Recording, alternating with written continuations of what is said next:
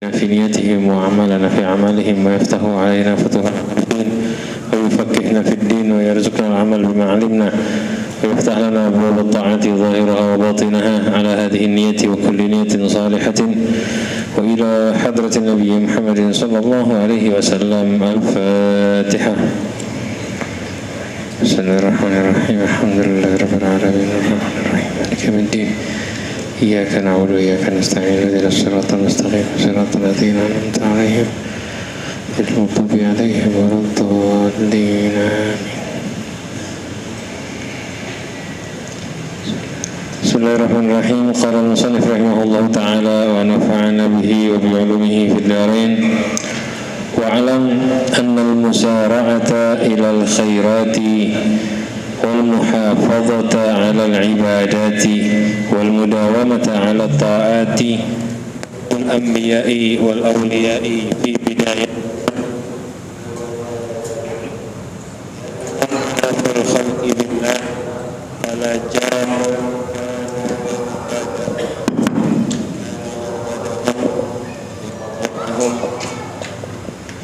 وأخشاهم له عز وجل.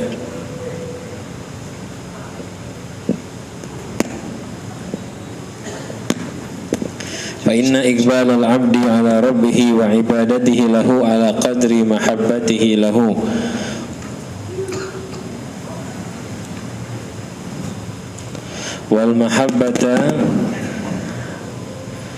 والمحبة تابعة للمعرفة. فكلما كان العبد عرف بالله كان أشد حبا له وأكثر عبادة. Alhamdulillah, kita bersyukur kepada Allah atas segala nikmatnya dan kita kembali lagi bersama-sama dapat mempelajari atau melanjutkan pembacaan kitab Risalatul Mu'awanah. Akhirnya kita baca masih pada penyempurna dari bab wiritan atau rutinitas ibadah. Beliau menjelaskan kepada kita, jangan sampai kamu beramal hanya sesuai semangat. Kepengen beramal, tidak, jangan. Beramal, kata beliau, bikin tertib aturan, walaupun sedikit. Ini harus dikerjakan setiap waktu, jangan sampai putus. Jadi, kerjakan amal pada batasan tertentu, tidak boleh kurang. Misal contoh kalau sholat harus tiap malam witir 3 rakaat minimal. Nanti kalau semangat baru ditambah. Jangan sehari sholat nanti sehari 11, libur 3 hari sholat lagi 11. Jangan. Tiap hari biar 3 atau duha 2. Atau kalau ngaji separuh halaman rutin. Nanti kalau ada semangat naik 2 lembar, 3 lembar, silahkan. Itu aturannya. Nah, karena orang bisa istiqomah dengan cara seperti itu. Kalau nggak bikin begitu dia nggak akan bisa istiqomah. Lalu dilanjutkan lagi, ketahuilah wa'alam annal musara'ata ilal khairat, berlomba-lomba, bercepat-cepat mengejar kebaikan, melakukan kebaikan, wal muhafadzata 'ala ta'a 'alal ibadat, dan menjaga ibadah, wal mudawamata 'ala ta'at, dan rutin dalam taat, da'bul anbiya'i wal auliya, itu kebiasaan atau perangai para nabi dan wali. Jadi kita itu bercepat-cepat melakukan kebaikan, artinya musara'ah. Setiap ada kesempatan kerjakan, tidak menunda amal. Walaupun sakit tetap beramal baik. Nggak nunggu besok, nggak nunggu nanti. Seperti yang dikatakan oleh sebagian salihin, la tantadhiris sihhata, badiru bil a'mali wa la tantadhiris sihhata. Cepat-cepat kerjakan amal, jangan nunggu sehat. Seandainya pian sakit, kerjakan amal, jangan nunggu sehat. Kenapa? Fa inna intidharas sihhati batalatun.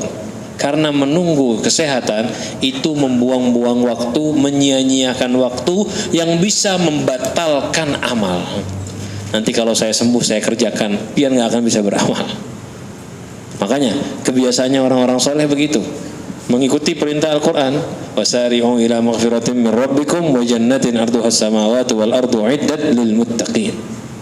Kebiasaannya para nabi dan aulia musara'ah ilal khair, buru-buru, cepat-cepat ngerjakan amalnya, santai ya.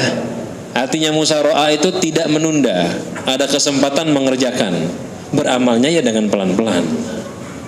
Wal muhafadzata alal ibadat, dan menjaga ibadat. Artinya ibadat itu dijaga, rukunnya dibenarkan, syaratnya diperhatikan, sunnahnya diperhatikan, dijaga amalnya, rukun, syarat, adab-adabnya, dan juga dijaga hatinya. Jangan sampai ibadahnya terkena penyakit seperti sombong,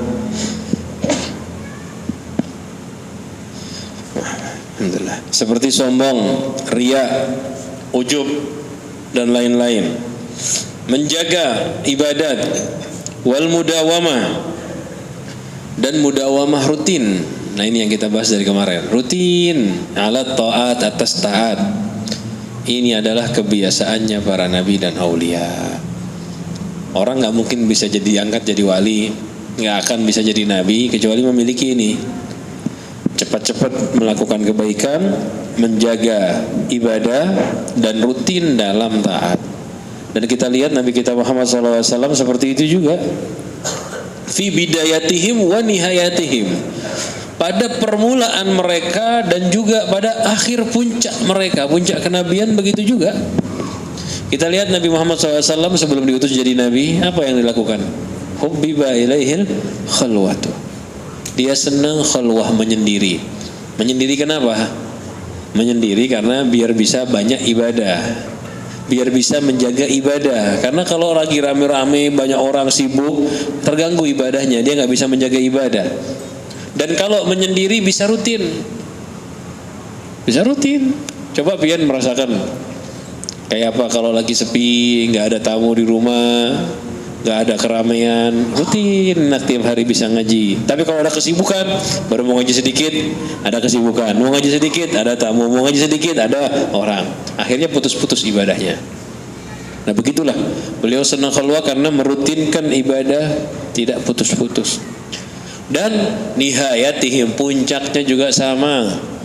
Tidak ada istilah ya, di awal ijtihad lalu di akhir sudah senang-senang saja. Itu kesalahan dalam pemahaman. Bermujahadalah di masa muda, nanti kalau sudah jadi wali santai. Nggak ada. Nggak ada. Manusia itu bisa turun pangkat juga, hadirin. Nah, ibarat kata nih kewalian itu kalau seandainya bisa taat naik jadi wali malas, turun lagi jadi orang biasa nanti. Nah, turun lagi, karena jadi wali itu bukan gambaran kebanyakan seperti yang kita kira. Kita kira tuh jadi wali itu dibuka hijabnya aja, bukan. Itu bukan bagian dari kewalian. Itu pemberian bagi wali ya. Jadi wali itu apa? Istiqomah dalam taat. Itu ringkasnya begitu. Istiqomah dalam takwa, itulah wali. Rutin tadi ini, bercepat-cepat menjaga dan rutin dalam taat. Tidak pernah mengerjakan maksiat, istiqomah, itulah wali. Kalau nggak begini, otomatis bukan wali. Dulu begini terus turun, ya berarti turun juga derajatnya dari sisi Allah Subhanahu wa taala.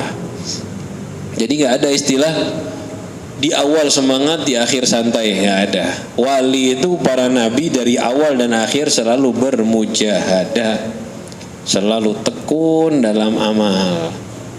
Kenapa kok para nabi dan wali bisa seperti ini? Bisa berlomba-lomba dalam beramal, buru-buru, cepat-cepat.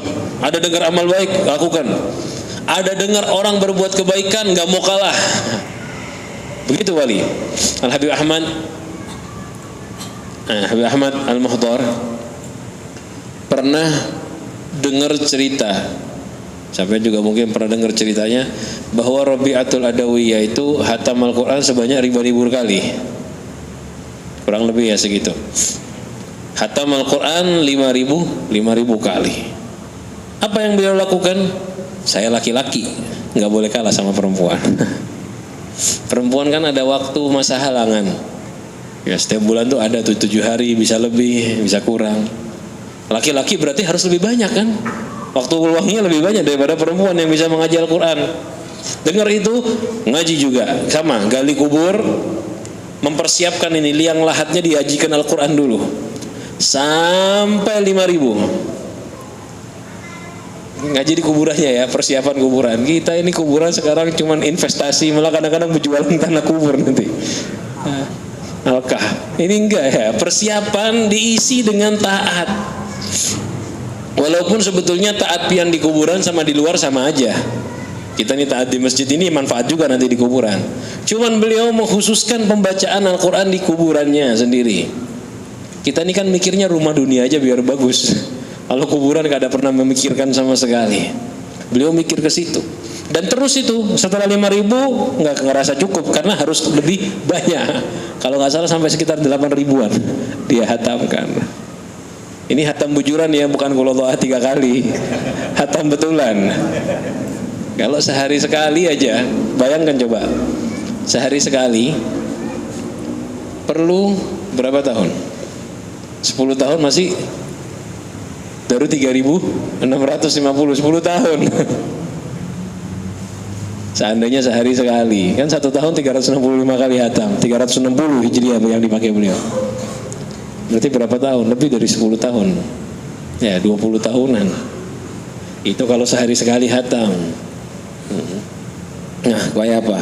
Itu yang namanya musara'ah ilal khair. Kenapa kok bisa seperti ini? Dan beliau melakukan itu bukan di permulaan, bukan. Sudah jadi orang soleh, udah punya anak-anak, udah tua kok. Baru melakukan itu. Padahal ngajinya banyak ya hadirin ya.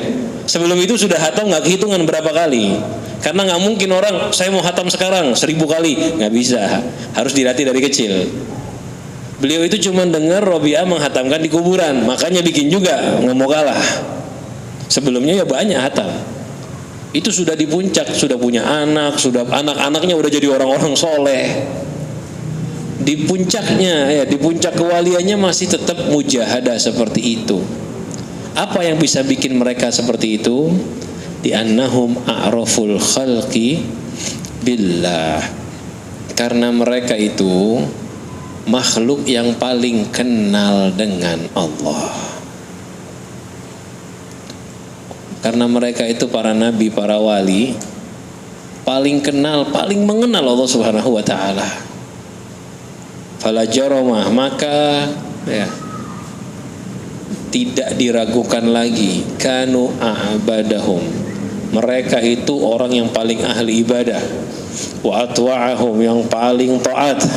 Wa akhsyahum, yang paling takut lahu azza wa jalla, kepada Allah azza wa jalla yang maha mulia dan agung. Orang itu kalau sudah kenal Allah, pasti dia akan memenuhi hak-hak Allah dengan sempurna, melebihi yang lain. Apa hak Tuhan? Disembah. Sehingga dia pasti menyembah dengan benar.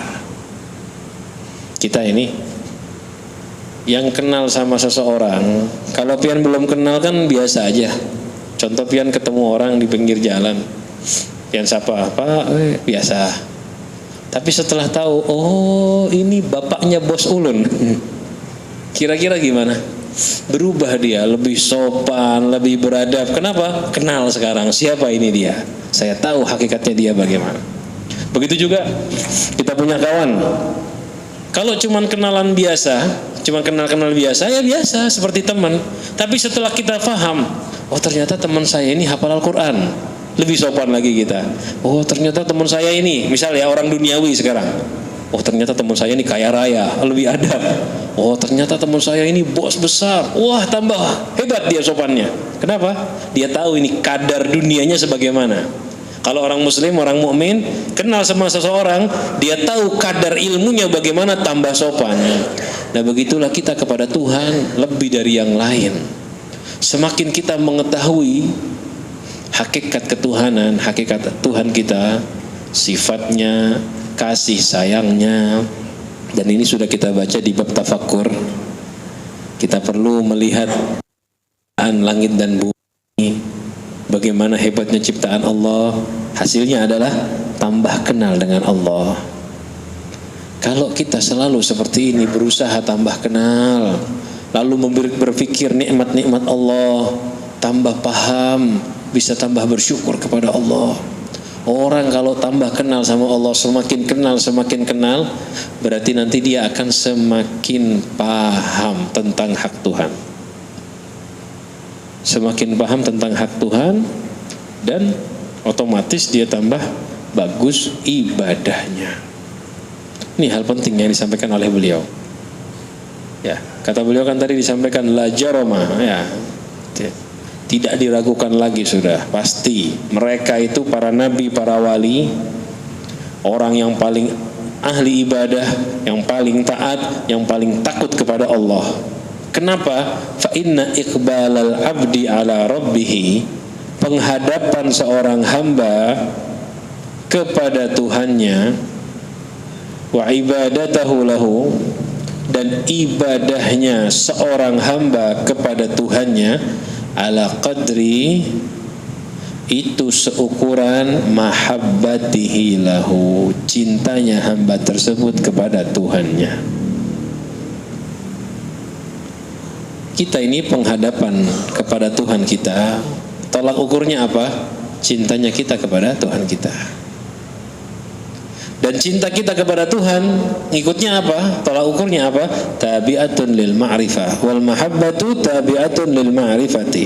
Dan adapun cinta kita itu dari mana hasilnya? Dari ma'rifah, dari kenal. Fakullama kana al-'abdu arafa billahi kana ashaddu hubban lahu wa aktsaru ibadah wa aktsaru ibadatan.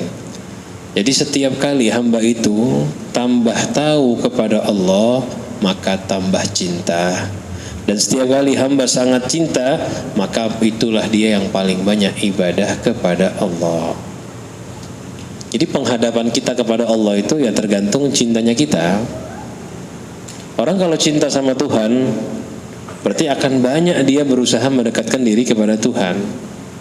Contohnya gini, Pian cinta sama siapa? Mana orang yang paling Pian cintai di dunia? Istri Pian? Anak sampean? Dari situlah kita ketahuan. Saya paling sayang misal kepada anak dan istri. Ya berarti paling banyak kita kumpul, yang paling banyak kita dekati ya anak istri pasti. Kenapa? Ini yang paling saya cintai, yang paling saya sayangi, yang paling saya perhatikan. Apa yang belum mereka, apa tugas saya yang belum saya kerjakan untuk mereka, itu pasti saya perhatikan semua. Karena saya cinta dan sayang kepada keluarga saya. Sampean juga tahu, kita semua punya teman. Sampean lihat, teman mana yang paling sampean penuhi haknya? Teman yang sampean sayangi kan? Yang paling banyak pian tolong, paling banyak pian bantu, hak-haknya pian kerjakan. Siapa? Teman yang pian cintai. Ketika kita cinta seseorang, jangankan haknya dia, yang bukan wajib aja kita berikan kepada dia, karena kita sayang kepada dia. Nah, begitu juga hamba kepada Tuhannya. Kita bisa begitu kepada Tuhan karena apa? Karena cinta kita kepada Allah. Kalau kita cinta kepada Allah dengan sungguh cinta, nah saat itulah kelihatan bagaimana penghadapan kita kepada Allah. Nah kalau kita penghadapannya kepada Allah sedikit-sedikit, lalai, bolong-bolong, itu gambaran sampean punya temen yang gak pian sukain. Telepon kada diangkat, kirim pesan kada dijawab. Kita dipanggil di telepon, panggilan sholat kita gak datang, kan kayak gitu, sama aja kayak di telepon gak diangkat. Muadzin adzan, Allahu Akbar, Allahu Akbar, nggak didatangin. Sama kayak orang yang nggak kita suka lagi, telepon dimatikan teleponnya. Anehnya berani ya kita ya sama Tuhan seperti itu. Dipanggil sholat nanti dulu, kan sama aja. Karena dulu lah ulun masih malas menjawabi. Gak ada telepon begitu kan, matikan dulu, nanti saya belum semangat jawab dia. Ini dipanggil Tuhan. Ya memang muadzin yang adzan, cuman kan panggilannya sholat. Allahu Akbar adzan subuh, nanti dulu, tidur dulu sebentar lagi. Ini tanda berarti kita ini belum cinta sama Tuhan. Belum cinta. Kok bisa belum cinta? Karena belum kenal. karena belum kenal. Tuhan itu beda dengan manusia. Manusia itu sampean semakin kenal, semakin paham, semakin ngerti dalamnya, pasti semakin gak suka siapapun orangnya. Kecuali mungkin beberapa orang-orang tertentu ya. Bahkan istri sekalipun. Biasanya orang menikah kan begitu. Malam pertama, wah tiada yang lebih dicintai kecuali istrinya. Sama, perempuannya begitu juga. Seminggu, 2 minggu, 40 hari biasanya itu batasnya, itu bulan madu kan istilahnya. Selebihnya itu udah ketahuan belangnya. Kenapa? Tambah kenal. Itu sifat manusia. Biasanya ya, kebanyakan manusia begitu. Semakin kenal, semakin tahu boroknya. Semakin tahu kekurangannya apa. Makanya biasanya orang proses menikah itu begitu. Cinta palsu dulu itu 40 hari, sebulan, 2 bulan. Habis itu mulai kelihatan kenyataan. Saling tahu satu sama lain, sifat buruknya apa keluar. Itu proses memperbaikan diri, ya, membaiki diri. Kalau dua-duanya saling bisa memahami, berusaha, itu biasanya tergantung lah. Kalau dua-duanya alim, berilmu, sabar, tabah, 1 tahun lah, cepet-cepetnya bisa menyesuaikan, baru cinta hakiki. Cinta tapi sama-sama paham kekurangannya apa. Kadang ada yang kayak gitu nggak paham-paham sampai 20-30 tahun loh. Ada orang nikah udah 50 tahun, suami istri masih memaksakan diri sayang satu sama lain. Belum sayang, banyak. Karena apa? Mereka ini tahu itu, tahu kekurangannya, tapi belum bisa menerima. Itu sifat manusia. Saya contohkan suami istri karena biasanya itu yang paling dekat kan itu. Apalagi kawan. Wah, ulun senang benar nih sama Sidin, orangnya baik. Ketemu tiap hari, dudukan tiap hari, pergi bareng-bareng keluar kota. Tambah lama, oke, itu jual lah ternyata. Kan begitu sifat kita. Manusia itu semakin kita kuat, kita gali, semakin kelihatan kekurangannya, kecuali orang-orang tertentu. Tapi kalau Allah Subhanahu wa ta'ala, semakin kita dekati, semakin kita gali. Jangankan Tuhan, nabinya aja begini. Semakin kita kenal, semakin kita gali, tambah cinta. Kita kira dia baik, ternyata lebih baik dari bayangan kita. Kita kira Nabi Muhammad rahmat, ternyata jauh lebih rahmat dari bayangan kita. Apalagi Tuhan yang menciptakan Nabi kita Muhammad sallallahu alaihi wasallam. Kita itu semakin dekat, semakin kenal kepada Allah, pasti udah semakin cinta. Gak mungkin ada orang tambah kenal sama Allah tambah gak cinta, gak ada. Walaupun orangnya tambah takut, pasti tambah dekat. Kecintaan kepada Allah itu, ya, rasa takut kepada Allah tetap menimbulkan rasa cinta. Kalau rasa takut kepada manusia tidak menimbulkan cinta, mungkin menimbulkan segan, wibawa. Tapi takut kepada Allah tetap menimbulkan mahabbah. Begitulah kita. Walaupun pian kenal sama Tuhan melalui ancaman-ancaman. Kan ada orang ya, kenal Tuhan melalui rahmat. Tuhan itu pengasih, Tuhan itu penyayang. Pian berdosa, pian dimaafkan. Kan ada yang kenalnya melalui jalan seperti ini. Tambah cinta. Begitu juga seandainya pian kenal sama Tuhan, proses awalnya melalui ancaman. Hadirin sekalian, hati-hati. Allah itu maha menghukum. Sampean salah sekecil apapun, pian akan dihisab di akhirat nanti. Satu butir kejelekan pun akan tampak di akhirat nanti. Kenal Tuhan melalui jalan yang menakutkan misal. Efeknya tetap cinta. Tetap cinta, beda. Ini sifat ketuhanan istimewanya di situ. Jadi kita semakin kenal kepada Allah, semakin cinta. Kalau semakin cinta, otomatis semakin banyak ibadah. Makanya sebagian orang soleh, tadi yang saya bilang khulwah, menyendiri. Kenapa? Karena dia hatinya sudah dipenuhi kekasihnya Allah Subhanahu wa ta'ala. Orang tuh kalau sudah mabuk cinta, nggak perlu yang lain. Apapun yang terjadi nggak ngurus. Biar ada apapun juga, dia hanya fokus kepada yang dicintainya. Ada hal apapun nggak ngurus. Orang mau bilang apa, orang mau bilang ini, mau itu, orang ribut macam apa, yang penting saya dan kekasih saya. Manusia begitu sifatnya. Makanya para aulia, banyak dari mereka kadang-kadang ada yang kholwat gak keluar rumah. Ada salah satunya sampai 30 tahun lebih gak keluar rumah. 30 tahun loh. Dan itu ada di Indonesia, Abu Bakar bin Muhammad As-Segaf di Gresik. 34 tahun kalau tidak salah, 38 tahun. Nggak keluar, di kamarnya aja. Bapak ibadah kepada Allah Subhanahu wa taala, hanya melakukan ibadah dan taat. Karena dia cinta, cukup, nggak perlu yang lain. Kalau udah cinta sungguh-sungguh kepada Allah, nggak perlu yang lain. Nggak perlu yang lain. Jangankan cinta sama Allah ya, sampean cinta kepada manusia satu, manusia biasa, yang nggak bisa bawa manfaat ataupun madorot, pian bakal rela hidup sama dia, nggak ngurus sama orang lain. Seluruh dunia membenci pian, yang penting saya sama dia cukup. Iya tidak? Kita ini kalau udah cinta sama seseorang nggak ngurus, seorang sedunia benci saya nggak ngurus. Yang penting saya sama kekasih saya. Padahal dia manusia, nggak bisa bawa manfaat dan madorot.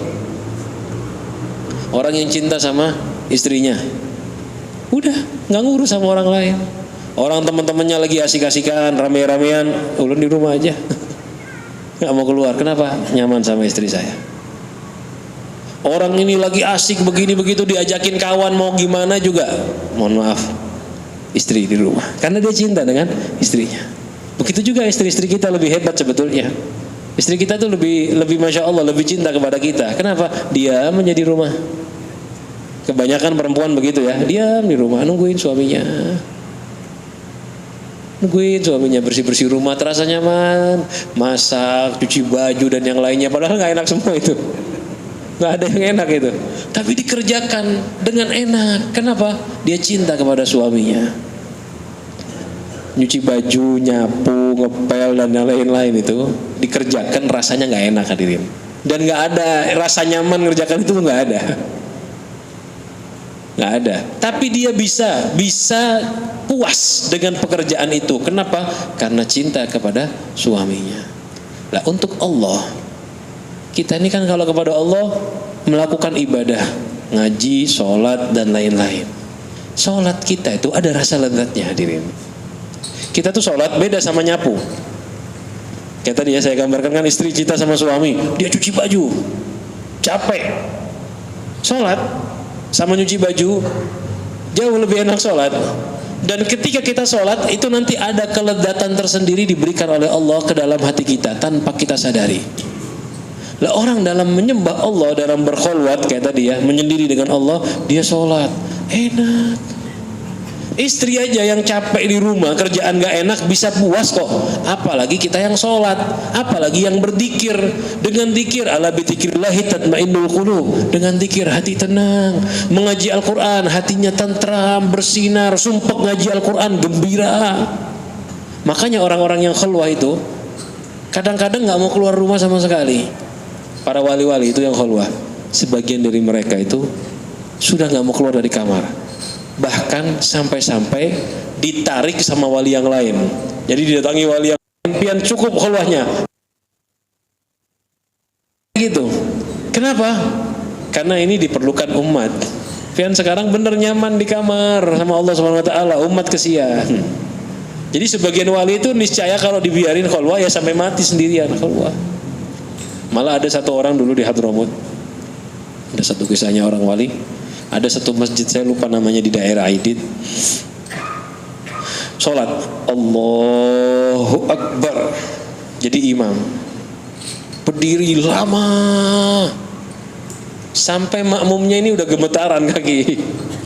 Ini imamnya gak kenapa-napa, gak bergerak-gerak, gak baca-baca.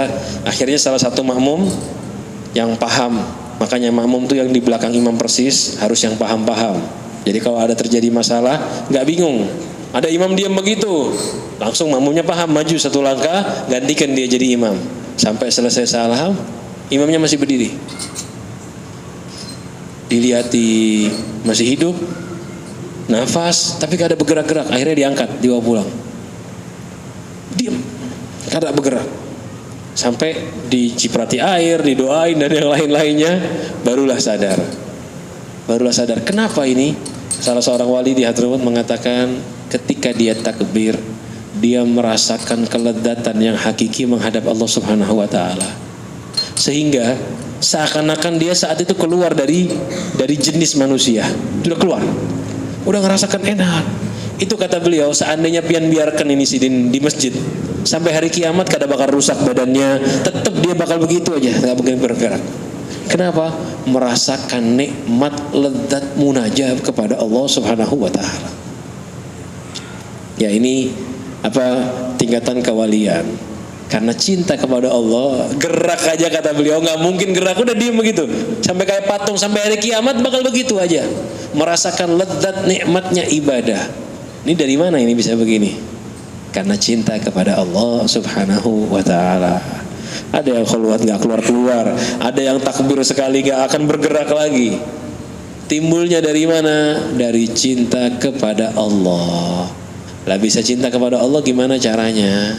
Belajar biar tambah ma'rifah. Ini yang kita pelajari ini menambah cinta semua nanti kepada Allah. Tambah ma'rifah kepada Allah.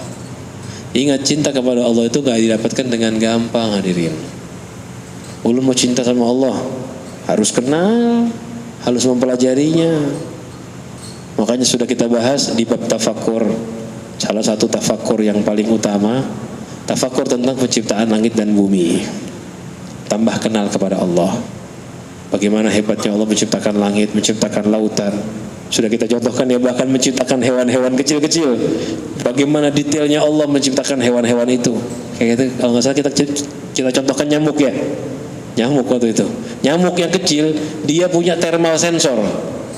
Bisa mendeteksi hawa panas. Jadi walaupun gelap total, nyamuk itu masih bisa tahu pian di mana. Kenapa? Dia mendeteksi hawa panas kita. Caranya, jadi kalau ada nyamuk, bukan matikan lampu, pian nyalakan AC yang dingin, nyamuk ada kelihatan pian.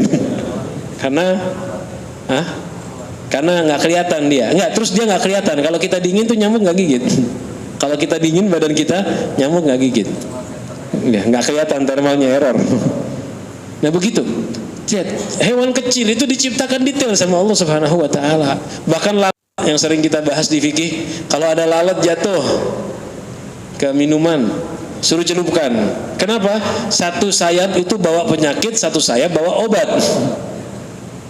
Bayangkan sedetail itu. Jadi kalau jatuh, kan kita nggak tahu nih yang masuk nih penyakit atau obatnya. Jadi celupakan sekalian. Seandainya yang jatuh penyakit, obatnya juga kena. Hebat ciptaan Tuhan sama sekali, itu sangat detail. Nah kita mikir ini, ciptaannya aja begitu hebat. Bagaimana sang penciptanya? Tambah kenal, tambah mengagungkan. Belum lagi nanti membahas tentang nikmat. Paling enaknya itu biar tambah cinta kepada Allah, ma'rifatun ni'am. Itu paling cepat. Kalau pian tahu nikmat Allah, kan ma'rifah. Ma'rifah itu ma'rifah keagungan, ma'rifah hukuman, ma'rifah lain-lain.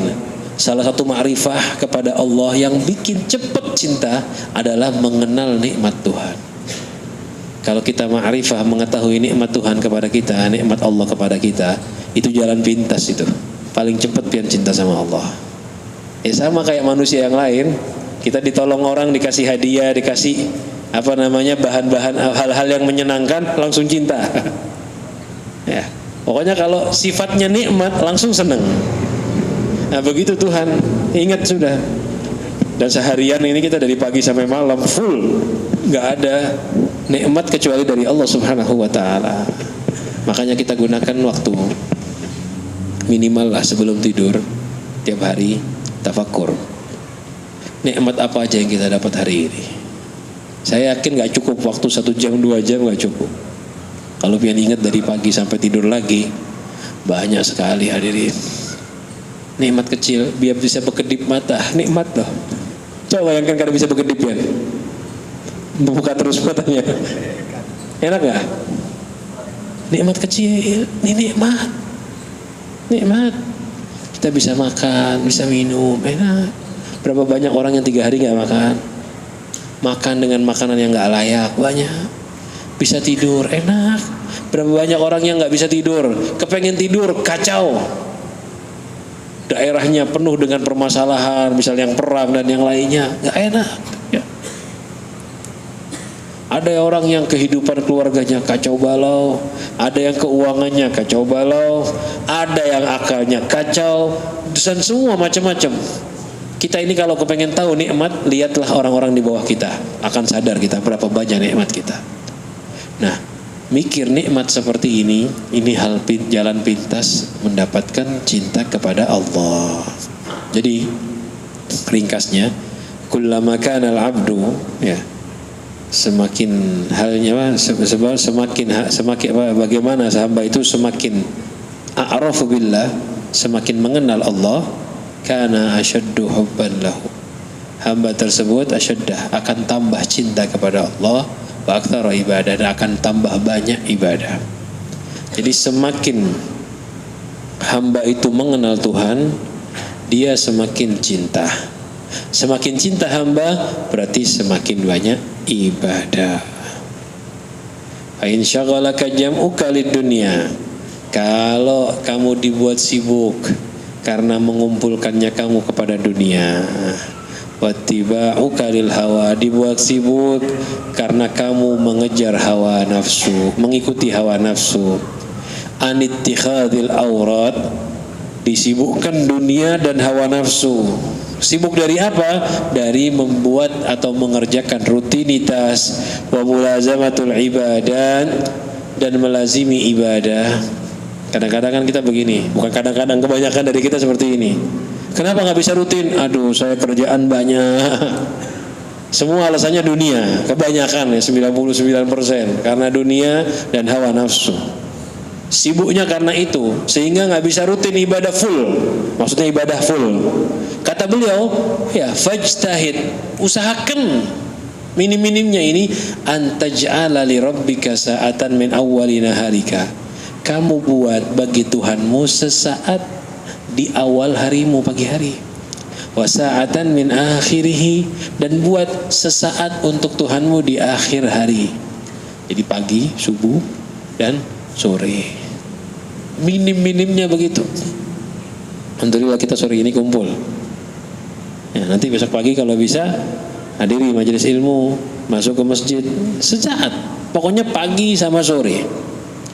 Jadikan tastaghil fihima bitasbihi wal istighfar.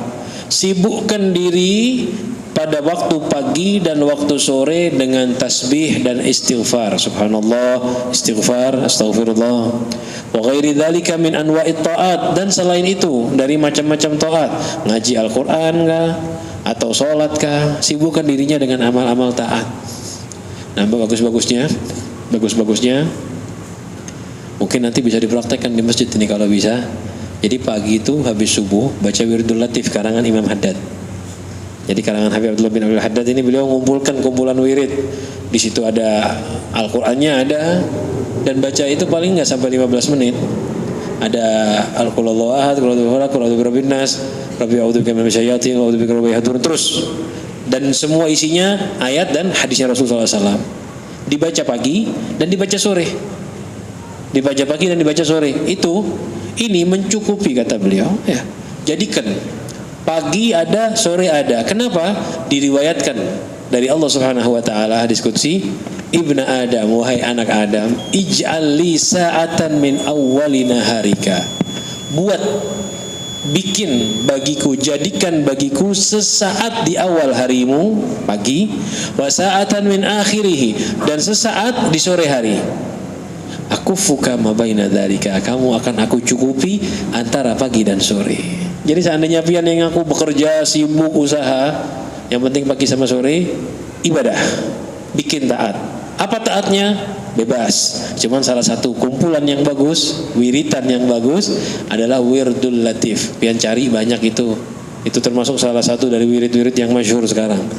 Ada kalau di kitab di Risalah Amaliyah, kalau nggak salah ada di kitab Imdad, kumpulan gurus kumpul, ada di kitab Khulasah Madad An-Nabawiyah, kumpulan dari Habib Umar bin Hafid, ada di situ malah ada tata cara bacanya pagi dan sore, perbedaannya apa. Dibaca, syukur-syukur di masjid-masjid, pian-pian yang jadi pengurus masjid, pengurus mushola, bikin rutinitas baca itu. Seandainya kada kawal lagi, setel rekamannya daripada menyetel radio kada jelas, ya kecuali radio ibadah lain, setel itu. Ya, bagusnya dibaca bang, jangan radio aja, nanti radionya masuk surga, piannya kada. Nah, jadi apa? Dibaca. Kitanya baca pagi dan sore Wirdul Latif. Kenapa? Allah akan mencukupi antara pagi dan sore. Jadi siangnya misal bekerja, cari duit, istirahat dan seterusnya, itu dicukupi oleh Allah Subhanahu wa taala. Warada, dan diriwayatkan anna sahifatal abdi bahwa catatan buku seorang hamba ketika nanti dilaporkan kepada Allah Subhanahu wa taala di akhir hari, ya, di akhir hari kita, bukan di hari kiamat, di akhir hari kita. Ya, itu yang dilihat awalnya bagus, akhirnya bagus. Kalau awalnya bagus, akhirnya bagus, Allah berfirman kepada malaikat, "Hai malaikat, umhu ma baina dzalik." Hapus antara yang baik dan yang baik. Artinya pembukaannya baik, penutupannya baik. Udah yang tengah-tengah dihapus. Kalau ada jelek, bagus, dihapus semua. Cukup dilihat baik-baiknya aja. Wa dzalika min fadlillahi alaina wa 'alan nas walakinna aktsaran nasi la yashkurun. Ini keutamaan Allah bagi manusia, tetapi kebanyakan manusia tidak bersyukur. Artinya tidak bersyukur, tidak mempraktekkannya. Oleh karena itu alhamdulillah, sebagaimana kita dipilih oleh Allah mempelajari adab rutinitas berwirid pagi sore, wirid macam-macam, mudah-mudahan kita bisa mengamalkannya. Mudah-mudahan dijadikan orang-orang yang ahli zikir, ahli ingat kepada Allah siang dan malam, zahir dan batin, dan mudah-mudahan dijadikan orang-orang yang mengenal Allah, cinta kepada Allah, sehingga bisa beribadah dengan sempurna kepada Allah Subhanahu wa taala. Mudah-mudahan yang kita sampaikan, kita pelajari bisa bermanfaat dan bisa kita amalkan. Hadza minni, mohon maaf jika ada salah kata kurangnya. Wassalamualaikum warahmatullahi wabarakatuh.